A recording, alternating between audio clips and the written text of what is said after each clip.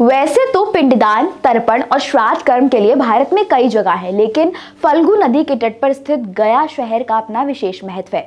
धार्मिक मान्यताओं के अनुसार सर्वपितृ अमावस्या के दिन गया में पिंडदान करने से 108 कुल और 60 पीढ़ियों का उद्धार हो जाता है और पितरों की आत्मा को शांति मिलती है। साथ ही पितरों को मोक्ष की प्राप्ति भी होती है, इसलिए इस स्थान को मोक्ष स्थली कहा जाता है। पुराणों में बताया गया है कि प्राचीन शहर गया में भगवान विष्णु स्वयं पितृदेव के रूप में निवास करते थे। आइए इस वीडियो में जानते हैं कि गया में पिंडदान का क्या महत्व है।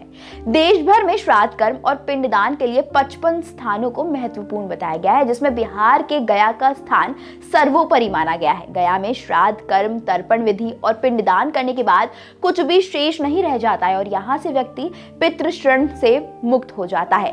गया का महत्व इसी से पता चलता है कि फल्गु नदी के तट पर भगवान राम और माता सीता ने राजा दशरथ की आत्मा की शांति और मोक्ष के लिए यहीं पर श्राद्ध कर्म और पिंडदान किया था। साथ ही महाभारत काल में पांडवों ने भी इसी स्थान पर श्राद्ध कर्म किया था। वायु पुराण, गरुड़ पुराण और विष्णु पुराण में भी गया शहर का महत्व बताया गया है। इस तीर्थ पर पितरों को मोक्ष की प्राप्ति होती है, इसलिए गया को मोक्ष की भूमि अर्थात मोक्ष स्थली कहा जाता है। गया शहर में हर साल पितृपक्ष के दौरान एक बार मेला लगता है, जिसे पितृपक्ष का मेला भी कहा जाता है। गया शहर हिंदुओं के साथ साथ बौद्ध धर्म के लिए भी पवित्र स्थल है।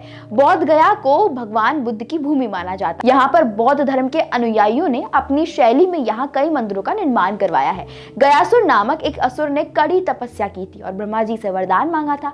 गयासुर ने ब्रह्मा जी से वरदान मांगा था कि उसका शरीर पवित्र हो जाए और लोग उसके दर्शन कर पाप मुक्त हो जाए। लोगों में भय खत्म हो गया और पाप करने लगे। पाप करने के बाद वे गयासुर के दर्शन करते और पाप मुक्त हो जाते थे। ऐसा होने से स्वर्ग और नरक का संतुलन बिगड़ने लगा। बड़े बड़े पापी भी स्वर्ग पहुंचने लगे। इन सब से बचने के लिए देवतागण गयासुर के पास पहुंचे और यज्ञ के लिए पवित्र स्थान की मांग की। गयासुर ने अपना शरीर ही देवताओं को यज्ञ के लिए दे दिया और कहा कि आप मेरे ऊपर ही यज्ञ करें। जब गयासुर लेटा तो उसका शरीर 5 कोस में फैल गया और यहीं 5 कोस आगे चलकर गया बन गया। गयासुर के पुण्य प्रभाव से ये स्थान तीर्थ के रूप में जाना गया। गया में पहले विविध नामों से 360 वेदियां थी, लेकिन अब केवल 48 शेष बची हैं। गया में भगवान विष्णु गदाधर के रूप में विराजमान है। गयासुर के विशुद्ध शरीर में ब्रह्मा, जनार्दन, शिव तथा प्रपितामह निवास करते हैं, इसलिए पिंडदान व श्राद्ध कर्म के लिए इस स्थान को उत्तम माना गया है। इस वीडियो में बस इतना ही। आपको ये जानकारी कैसी लगी अपनी राय हमें कमेंट करके जरूर बताएं।